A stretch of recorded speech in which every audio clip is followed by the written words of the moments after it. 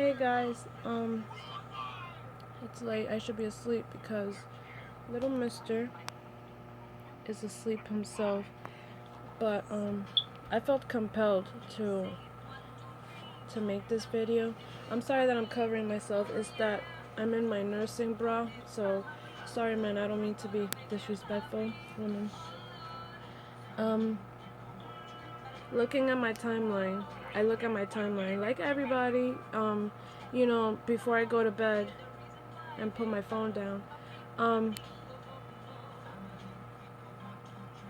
Yesterday and today has been a very sad and depressing day.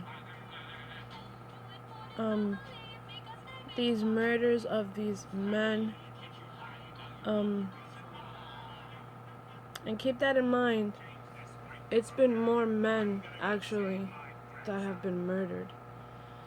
Um, but the reason why I am making this video is simply to remind more so the body of Christ that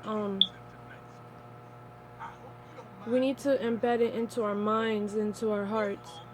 This is Ephesians 6:12. This isn't just, happening random or all of a sudden. No, this is a spiritual war. It's what our pastor and many of your pastors and leaders have been warning us to be prepared for. It's what the scriptures have been warning us to prepare for. The birth pains are increasing, guys. They are increasing. And seeing those videos, I couldn't help but cry because that could have been my husband. It could have been my father. It could have been my brothers. I have 3 brothers. And it's just devastating to see all this stuff happen within just a couple of days, a couple of hours from each other. And what I want to remind people, church, is that we need to refocus our vision. We are attacking the wrong person. Yes, the police officers, they pulled the trigger, but they also have a string being pulled around, and his name is Satan. The Antichrist agenda has been pushed recently so hard right in our faces. And these protests, they're good. I'm not saying that they're invalid. No, not at all. But what we need to do, for our community is have prayer meetings outside in the street. We need to let our community know that ranting about it is not enough. Sharing a post is not enough. It's necessary, but it's not enough. What's enough, what's appropriate, what is the right action to take is to go outside, call up some of your friends and say, call up some of your friends and so on and so forth. And just go out, to your town hall or something, or somewhere, where, even a police station. Don't wait for something terrible to happen in your town to then act. Let's do it now. Let's do it now because our city, and I'm not just talking about Paterson, New Jersey.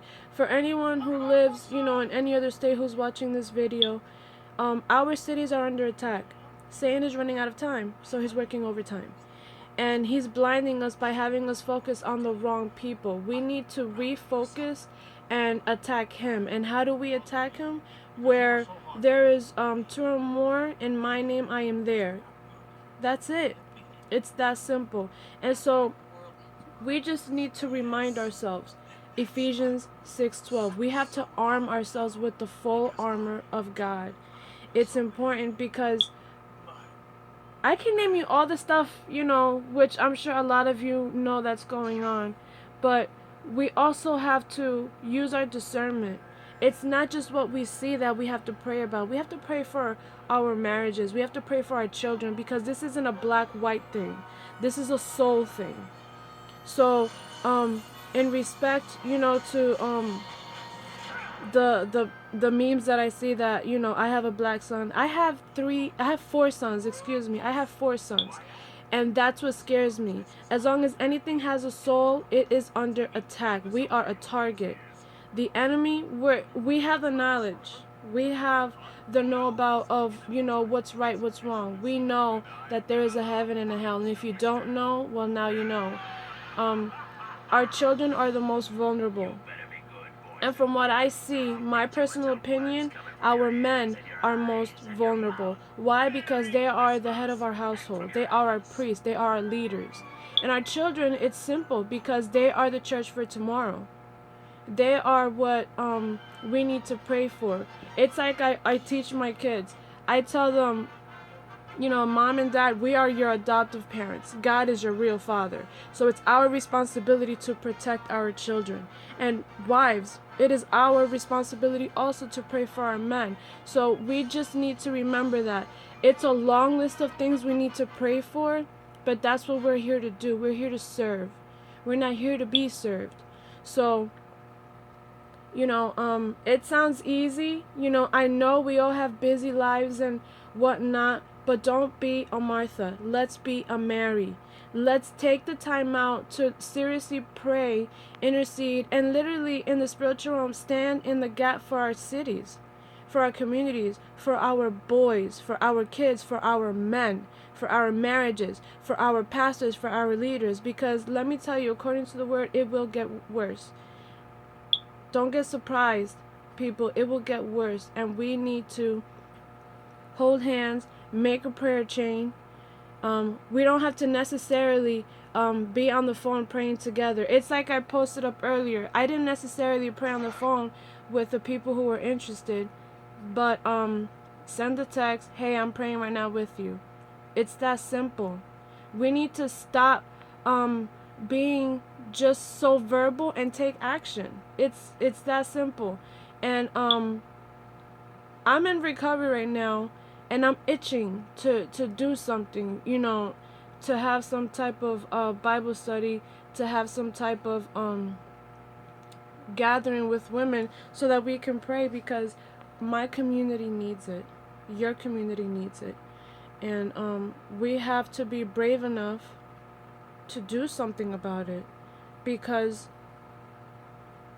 we have to be the voice for our community before something terrible happens. And I dread for that to happen so it can get the attention of our community, of your community. Let's do something now before it's too late.